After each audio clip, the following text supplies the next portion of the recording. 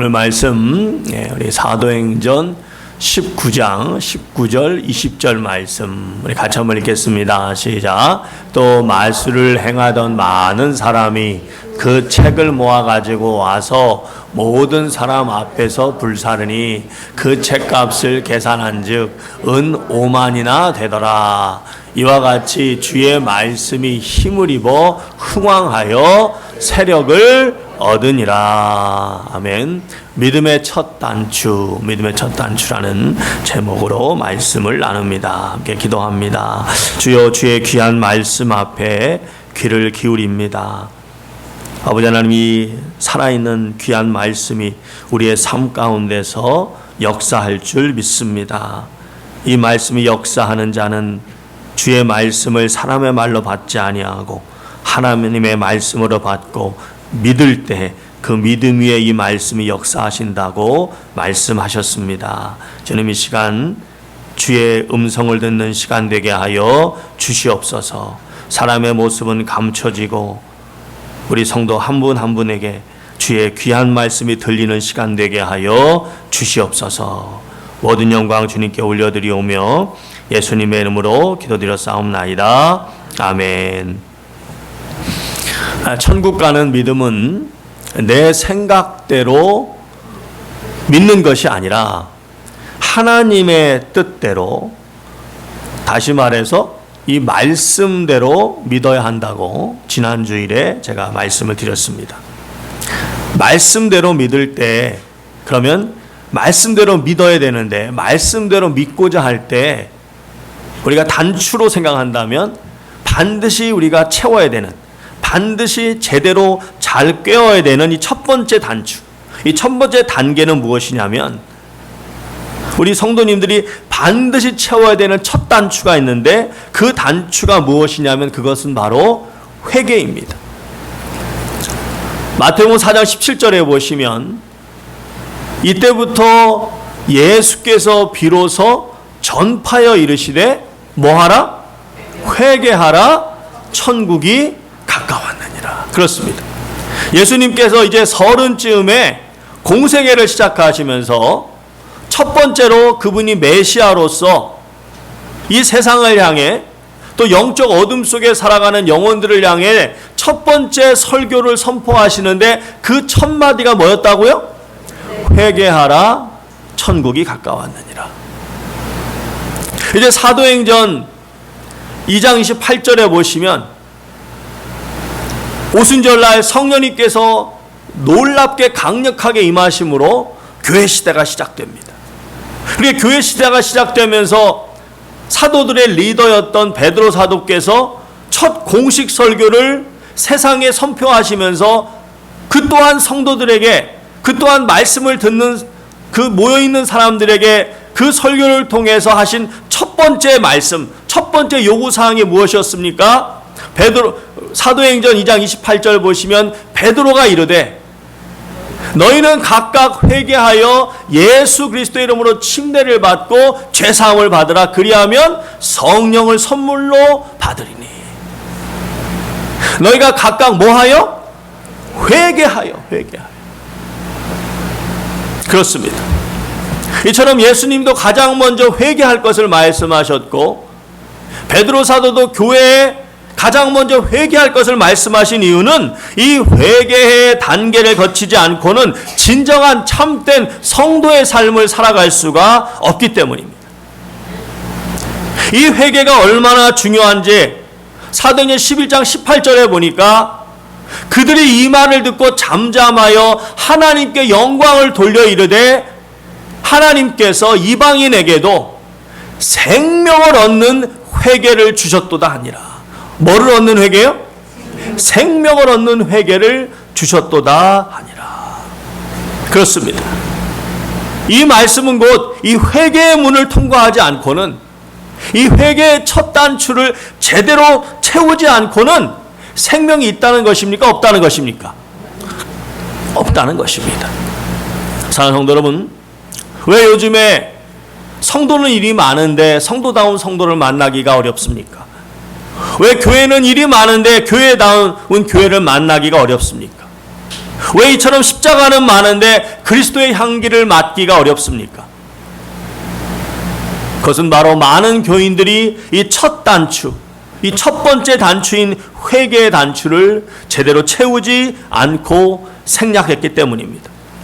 이 첫 단추부터 제대로 잘못되다 보니까 나머지 단추들도 제대로 채워질 수가 없는 것입니다.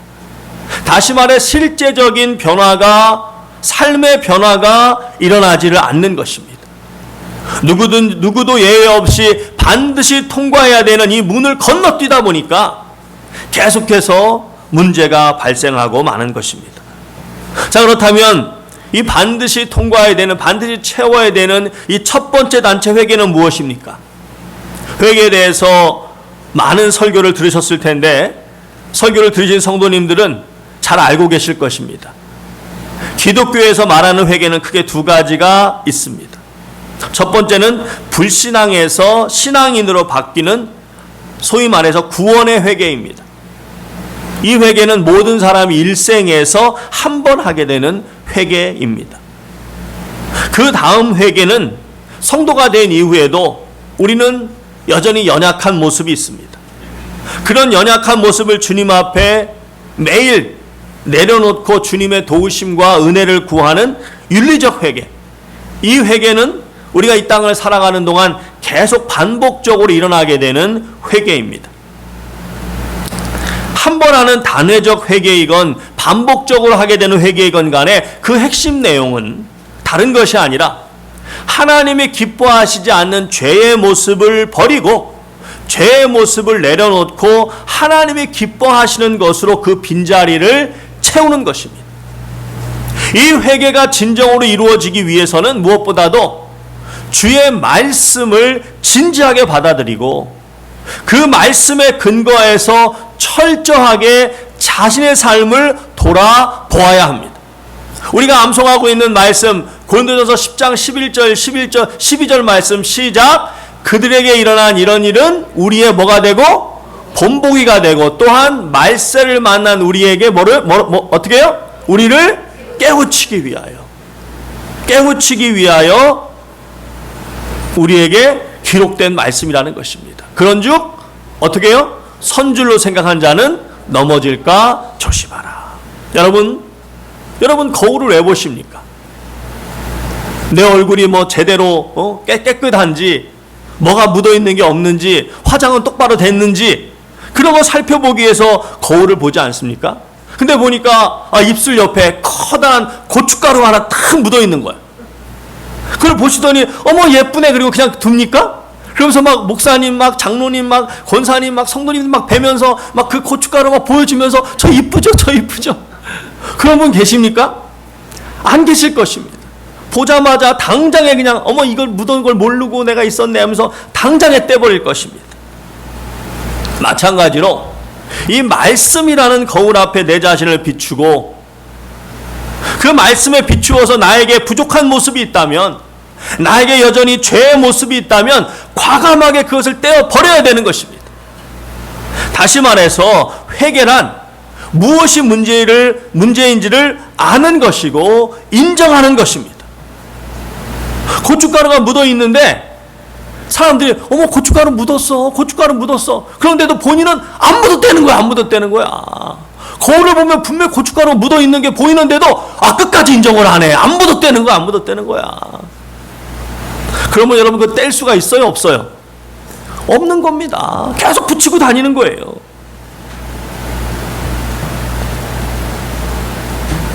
회개는 그 잘못을 고치겠다고 인정하고 그 잘못이 있다는 것을 알고 그 잘못을 인정하고 그 잘못을 고치겠다고 결단하고 실제로 떼어버리는 것, 실제로 고치는 것, 그것이 교회에서 말하는 회개입니다.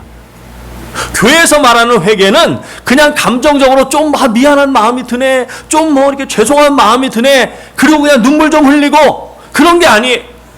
실제적으로 변화되는 것, 실제적으로 그 잘못된 것을 떼어버리는 것, 그것이 바로 회개입니다. 한때 한국 사회를 굉장히 떠들썩하게 했던 이 조직폭력배죠. 그 두목 중에 유명한 사람들이 있었어요. 한 사람은 조양은이라는 사람이고 한 사람은 김태촌이라는 사람입니다. 또 이제 도둑들이 많이 있잖아요. 그 중에서 대도라는 이런 별명으로 유명했던 뭐 물방울 다이아 뭐 그런 것 막 훔치고 막 그랬던 아주 그런 사람이 있었습니다. 조세영이라는 사람입니다. 근데 이 조양은, 이 김태촌, 조세영 이 세 사람의 공통점이 있습니다. 그것은 이 세 사람이 다 중범죄자라는 그런 공통점 외에 또 하나의 중요한 공통점이 있는데 다 교도소에 갔다가 누구를 만났어요? 예수님을 만났어요. 예수님을. 다 예수님을 만나고 예수님을 구세주로 영접했습니다. 그런데 거기서 끝난 것이 아니라 이 조양은과 조세영 같은 사람은 또 신학 공부를 했다 그러는 거예요. 신학 공부를 하고 전도사가 되고 그랬다는 거예요. 여러분, 그 사실만 놓고 보면 얼마나 참 기쁜 일이고 정말 감사할 일입니까? 자, 그런데 문제는 무엇입니까? 그리고는 얼마 안 있다가 또 폭력, 사기, 협박, 또 도적들 이런 범죄들이 막 생기면서 다시 또 감옥에 가고 막 다시 또 수갑 차고 다시 막 이렇게 포토라인에 서서 막 기자들이 막 사진 찍고 이런 일들이 계속 반복해서 일어나는 것입니다. 여러분, 왜 그럴까요? 그것은 철저히 자기 삶에 대한 깊이 있는 반성이 없었기 때문입니다. 말씀을 통해 내 삶을 제대로 들여다보고 철저하고 심각하게 버릴 것은 버려야 되는데 그냥 교회 좀 다니고 그냥 성경 좀 읽으면 내가 성도가 된 줄 알고 진정한 회개 없이 시간만 지나다 보니까 계속 같은 문제가 반복적으로 일어나는 것입니다. 고린도서 17장 10절에서 분명히 이렇게 말씀하십니다. 하나님의 뜻대로 하는 근심은 후회할 것이 없는 구원에 이르는 회개를 이루는 것이요. 뭐에 이르는 회개요? 뭐에 이르는 회개? 구원에 이르는 회개를 이루는 것이요. 세상 근심은 사망을 이루는 것이니라. 여러분, 회개를 해야 되는데 그냥 대충 생각하고 가볍게 생각하고 넘기지 말라는 거예요. 그냥 대충 가볍게 생각하지 말고 뭐라고 말씀하십니까? 근심, 하나님의 뜻대로 하는 근심을 하라는 거예요. 근심을 하라는 거예요. 여기 근심에 쓰인 단어가 리피라는 헬라어 단어인데요. 그 뜻은 아주 깊이 있게 슬픔을 느끼는 거예요. 아주 고통스러운 아픔을 느끼는 거예요. 정말 슬픈 마음으로, 정말 고통스러운 아픈 마음으로 심각하고 진지하게 그런 깊이 있는 회개를 하라는 것입니다. 정말 고통스럽게 느낄 정도로 정말 가슴이 막 저며오고 막 가슴이 막 찢어지는 그런 아픔을 느낄 정도로 진지하게 회개를 느끼라는 것이, 회개하라는 것이다. 진지하게 근심하며 생각하라는 것입니다. 그런 깊이 있는 회개를 통해서만이 그 깊이 있는 근심이 뭐를 이룬다고요? 구원을 이룬다는 거예요. 하나님의 뜻대로 하는 근심은 후회할 것이 없는 회개를 이루는 것이요. 그런 근심만이 회개에 이르게 한다는 거예요. 이런 깊이 있는 철저한 회개가 없으면 구원 또한 있다 없다? 없다는 것입니다. 도박을 좋아하던 사람이 예수님을 믿었으면 도박을 끊어내야 됩니다. 술을 좋아하던 사람이 예수를 믿었으면 술을 끊어내야죠. 교회 수십 년 다녔는데 어떠다가 길에서 만났어요. 교회 집사님이에요. 집사님 오래간만입니다. 인사했는데 아직도 윗주머니에 담배가 이렇게 딱 한 갑이 꽂혀있는. 참. 여러분, 교회 수십 년 다녔으면 담배 정도는 끊어내야 되지 않겠습니까? 오래간만에 길에서 만나고 집사님 반가워요. 근데 여기에 딱 이렇게 말보로가 그냥 딱. 어떤 사람은 말끝마다 쌍욕을 달고 사는 사람이 있어요. 근데 문제는 무엇입니까? 예수님 믿고 5년 10년 교회 다녔으면 이제는 달라져야 되는데, 예수님 믿고 교회 다닌 지 수년이 지났는데도 여전히 좀만 수틀리면 그 자식 이건 기본이고, 더 좀만 나가면 막 쌍화탕이 막 나오고, 막 도구 자식이 막 나오고, 막 니은 여가 막 나오고, 막 저 니은 여가 막 나오고, 막 또 매일의 삶 속에서 다른 시간은 그렇게 많은데 기도할 시간은 왜 이렇게 없어요? 말씀 볼 시간은 왜 이렇게 또 없어요? 또 입만 열었다 하면 거짓말하는 사람들이 있습니다. 자신의 과거에 대해서, 현재의 삶에 대해서 막 이야기를 하는데 나중에 보면 다 거짓말이야, 다 거짓말. 그러면서 뭐 교회 권사니 장로니 집사니 그런 사람들이 얼마나 많은지 몰라요. 또 어떤 분들은 하지도 않을 거면서 왜 이렇게 허풍을 많이 떠는지, 왜 이렇게 자랑을 많이 하는지, 그럼 좀 하면서, 주님 앞에 하면서 좀 헌신하면서 얘기하면 되는데 하진 않아요, 하진 않아요. 근데 자랑, 허풍을 또 왜 이렇게 많이 하는지. 그런 식으로 이야기하자면 정말 여러분 할 얘기가 너무 많은데요. 그런 모습들을 여전히 그냥 교회 다니면서 그냥 여전히 그런 모습들을 계속 지니고 있으면서 그러려니 하루하루 그렇게 시간만 보내는 것이 아니라 정말 하나님의 뜻대로 제대로 깊이 있는 근심을 한 이 회개가 있어야 된다는 것입니다. 그리고 주님이 기뻐하시는 것으로 내 삶을 채워야 되는 것입니다. 그런데 안타깝게도 이런 정말 하나님의 뜻대로 하는 근심이 없고, 그래서 진지한 회개 없이 세월만 보내는 성도님들이 너무 많은 거예요. 여러분, 이 말씀의 목적에 대해서도 성경은 이렇게 이야기를 합니다. 디모데 후서 2장 25절에 보면 거역하는 자들은 온유함으로 훈계할지니, 거역하는 자들은 온유함으로 훈계할지니 혹 하나님이 뭐를 주사? 회개함을 주사 진리를 알게 하실까 하며. 거역하는 자, 이 거역하는 자에게는 뭐 여러 가지 우리가 해석할 수 있는데 넓은 의미로 보면 우리가 다 그 속에 들어가는 것입니다. 왜냐하면 우리의 매일의 삶을 돌아보면 우리가 주님 따라 살지 못하는 그런 부족한 모습이 얼마나 많이 있음을 우리가 느낍니까? 그래서 우리가 다 그 거역하는 자에 해당될 수 있는데, 그렇기 때문에 그런 자들을 향해서 온유함으로 훈계한다. 이것은 바로 말씀을 그들에게 전하라는 거예요. 이 하나님의 말씀을 있는 그대로 하나님의 뜻을 제대로 전해주라는 것입니다. 여러분이 지금 이 설교를 듣고 있는데, 지금 여러분이 듣고 있는 이 설교는 이 장완순 목사 개인의 어떤 인생 경험이나 개인의 어떤 철학이 아니라 바로 누구의 뜻? 이 하나님의 뜻을 여러분이 듣고 계신 줄을 믿으시기 바랍니다.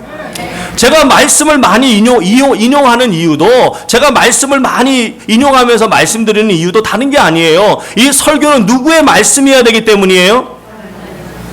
하나님의 말씀이어야 되기 때문입니다.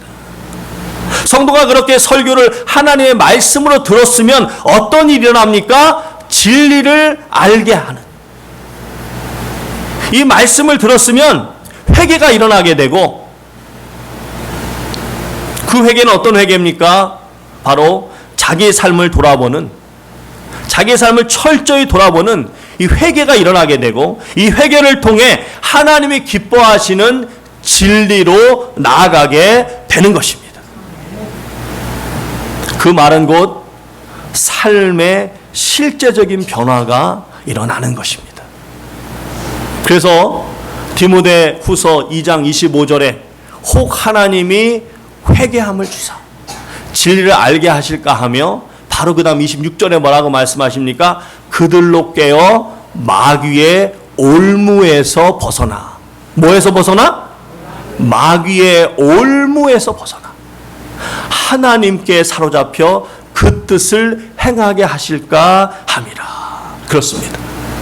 이 말씀을 듣고 회개가 일어나고, 그래도 주님의 진리를 알게 되면 그 주님의 진리를 따라서 그의 뜻을 행하게 하실까 함이라. 다시 말해서 하나님의 뜻대로 사는 삶으로 나아가게 되는 것입니다.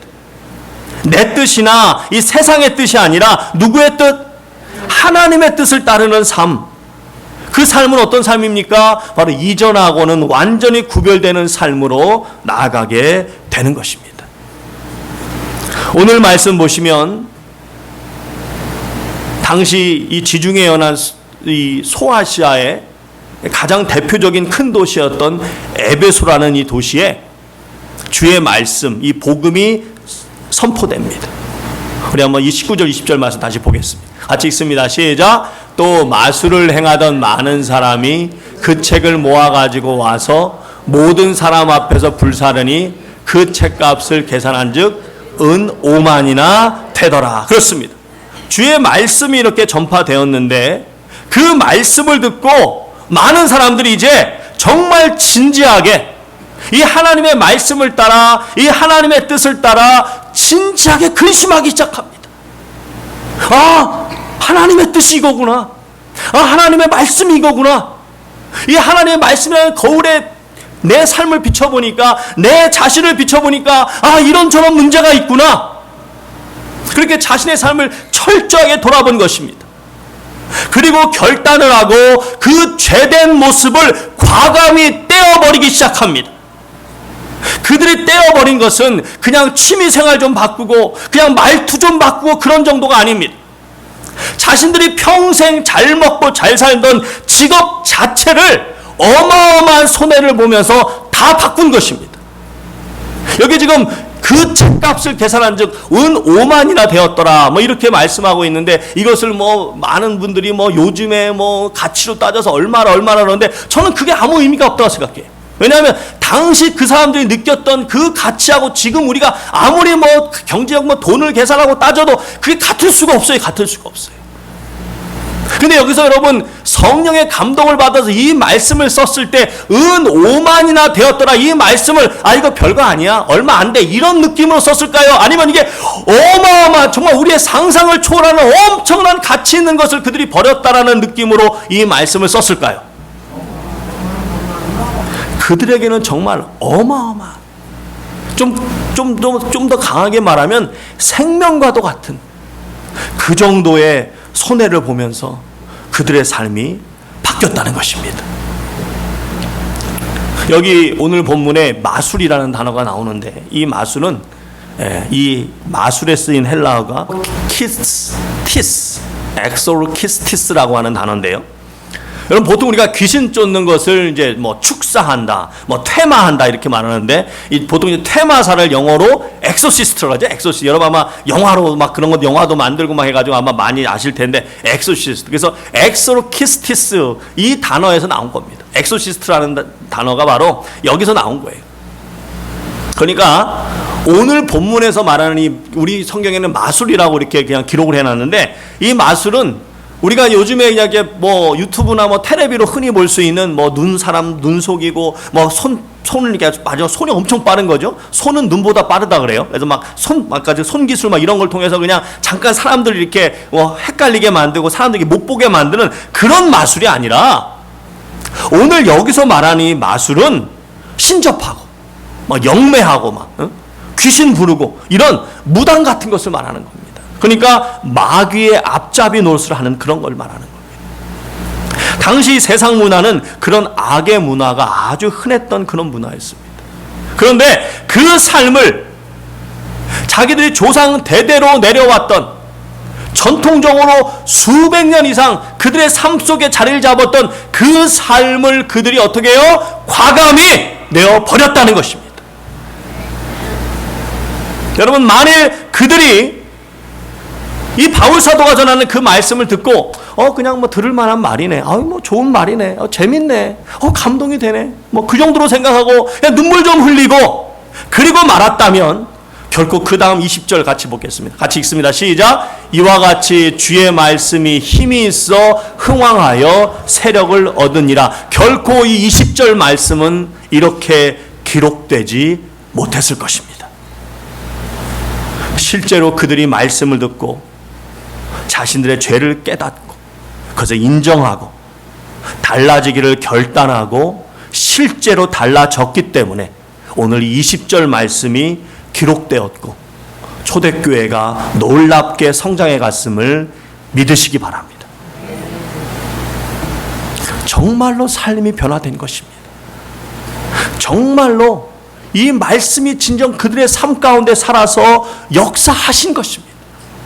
그래서 베드로 사도가 당당하게 베드로후서 1장 21절에 이렇게 말씀하십니다. 너희가 거듭난 것은 썩어질 씨로 된 것이 아니로 곧 썩지 아니할 씨로 된 것이니 곧 살아있고 항상 있는 하나님의 말씀으로 되었느니라. 베드로후서 1장 23절에서 그렇게 당당하게 우리에게 말씀해 주시고 있습니다. 그렇습니다. 여러분, 이 하나님의 말씀은 그냥 흰 종이 위에 검은 잉크로 그냥 적혀 있는 죽은 글이 아니라 실제로 큰 능력으로 모든 믿는 자에게 구원을 주시는, 바로 삶을 변화시키는 하나님의 살아있는 말씀인 것을 믿으시기 바랍니다. 구원의 능력이 되시는 이 귀한 하나님의 말씀이 살아 움직이는 놀라운 역사가 저희 교회 가운데, 더 나아가 이 하와이에 크게 일어나기를 소원합니다. 우리 주변에 보시면 교회는 다니지만 제대로 된 회개 없이 바로 이 믿음의 첫 단추를 제대로 채우지 못하고, 그래서 세상과 구별되는 거룩한 성도의 옷이 막 여기저기 삐뚤삐뚤하게 그렇게 입고 다니는 그런 분들이 너무나 많아요. 다시 첫 단추부터 제대로 채우는 역사가 이 하와이에 크게 넘치게 되기를 소원합니다. 그렇지 않은 삶은 여전히 뭐에 붙잡혀 있는 삶이라고 말씀하십니까? 마귀의 올무에 묶여 있는, 마귀의 올무를 벗어나야 되는데 마귀의 올무에 묶여 있는 삶이라고 이야기하고 있습니다. 다시 말해서 주님을 믿는다고는 하는데 여전히 그 믿음으로부터 오는 기쁨이 없어요. 감사가 없어요. 결과적으로 매일의 삶 속에서 하나님의 특별한 은혜를 경험하지 못합니다. 분명히 주님은 마태복음 11장 28절에서 수고하고 무거운 짐진 자들아 다 내게로 오라, 내가 너희를 쉬게 하리라고 말씀하셨는데 주 앞에 왔음에도 불구하고 여전히 쉼이 없어요. 여전히 그냥 삶의 무게에 짓눌려서 계속 힘들어합니다. 여러분, 그렇게 살다가 그대로 생을 마감해 버리면 주님 앞에 갔을 때 상급이 있다고 하십니까? 없다고 하십니까? 없다는 것입니다. 고린도서 3장 15절에 뭐라고 말씀하십니까? 누구든지 그 공적이 불에 타면 해를 받고, 그 공적이 불에 타버리면 그 공적이 그 예수님의 심판의 불에 든든하게 견디고 서 있어야 되는데 그 공적이 그냥 풀이나 집이나 나무로 채워져 가지고 조금만 그냥 불이 좀 뜨겁게 오니까 그냥 한 번에 그냥, 이번에 참 안타깝게도 홍콩에 그렇게 막 한순간에 불이 나가지고 얼마나 많은 참 아까운 생명들이, 왜 그렇게 불이 났습니까? 너무나 불에 잘 타는 것들이 막 주변에 잔뜩 있는 거예요. 그러니까 막 한순간에 불이 퍼져버린 거예요. 그 공적에 어떤 불이 와도 든든히 서 있는 금이나 보석이나 은으로 세워져야 되는데 나무나 풀이나 집으로 세워지니까 그냥 불똥만 조금만 켜도 훅 다 타고, 그게 다 타버린 사람은 해를 받. 그러면서 뭐라고 말씀하십니까? 그러나 그 자신은 구원을 받되 어디서 받은 것 같으니라? 불 가운데서 받은 것 같으리라. 불 가운데서 받은 구원. 천국은 가지만 상급이 없고 그리스도의 나라에 내가 자랑할 것이 있게 함이니라.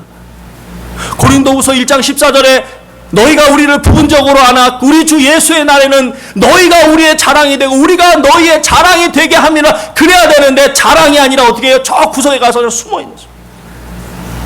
결코 자랑이 되지 못하는 구원이 되고 마는 것입니다. 그러므로 성도는 하나님의 기쁨이 되는 신앙생활을 하기 위해서 무엇보다도 철저하게 이 말씀을 붙잡고 하나님의 뜻대로 근심하고 삶이 변화되는 회개의 역사가 반드시 있어야 되는 것입니다.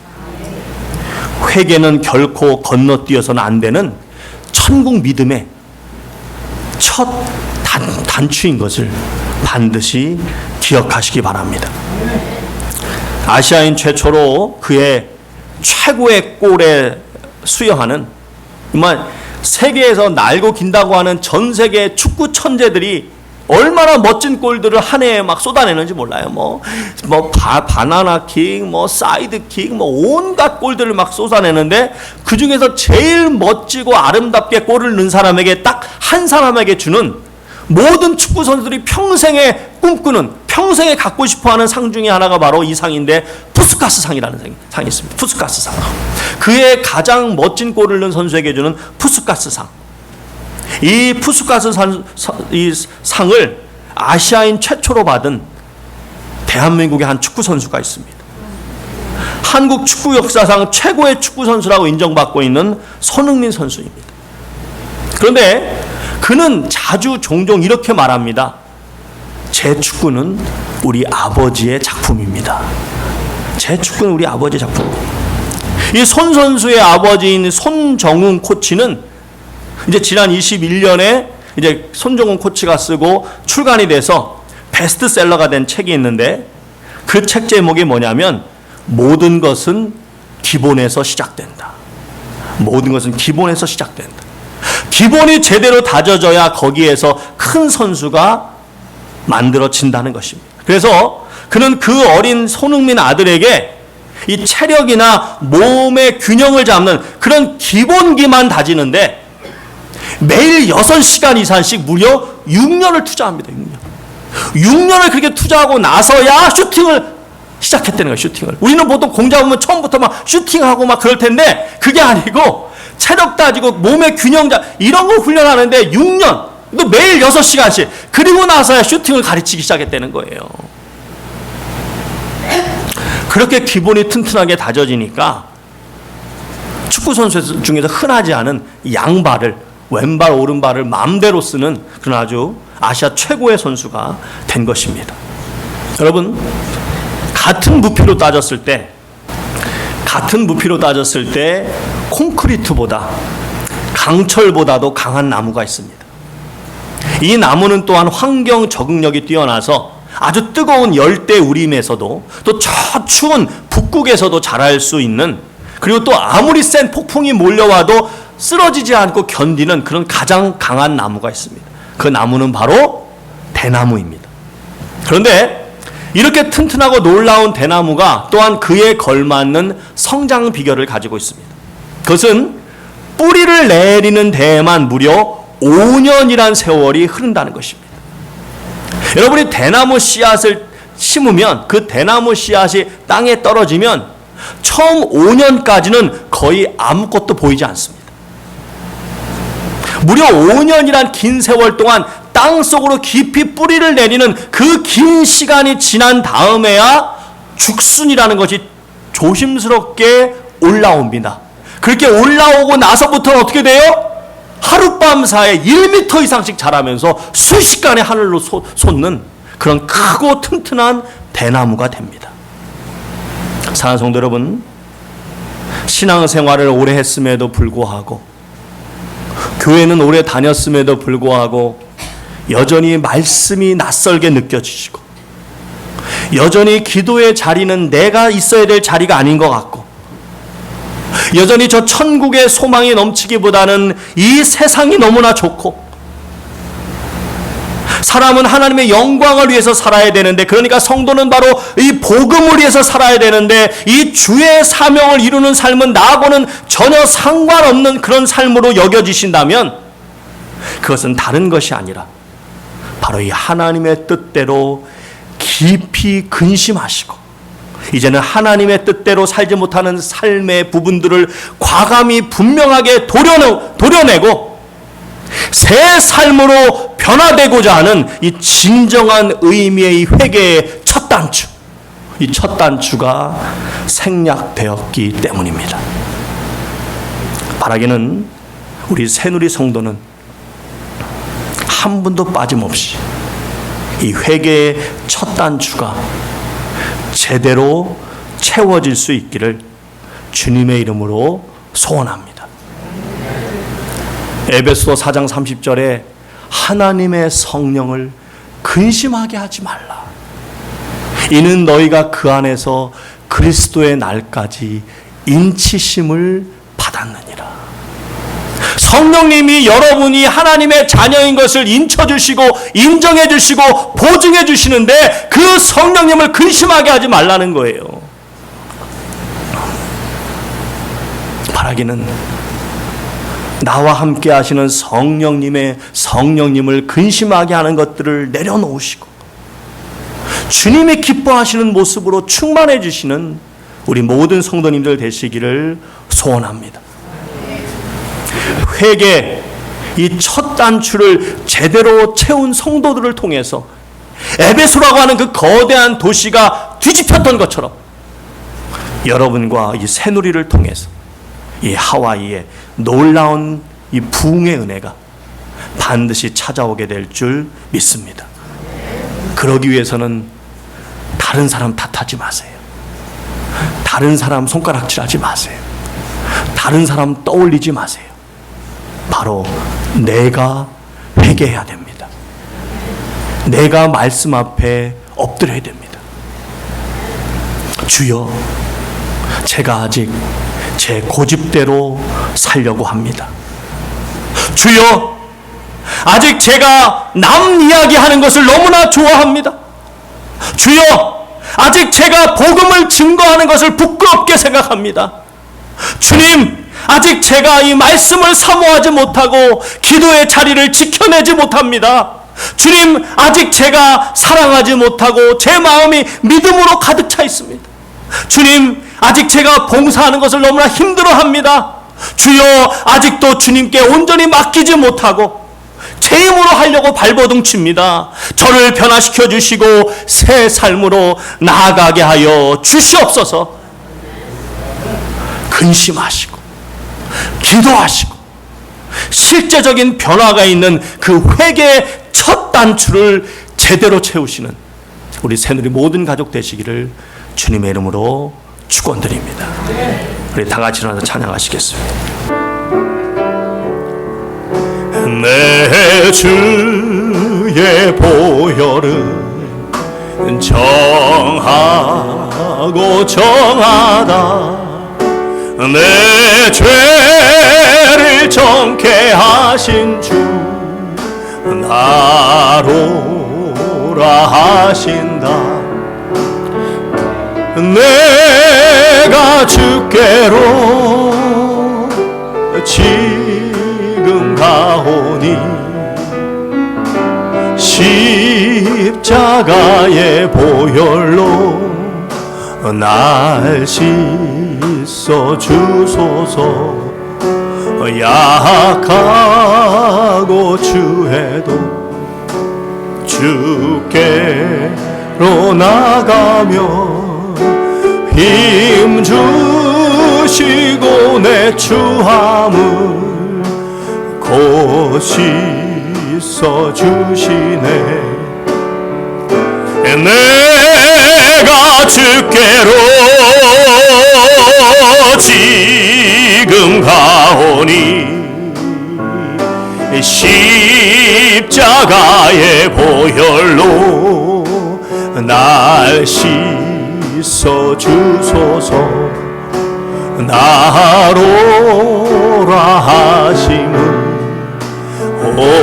온전한 믿음과 또 사랑함과 평안함 다 주려 함이라. 내가 주께로 지금 가오니 십자가의 보혈로 날 씻어 주소서.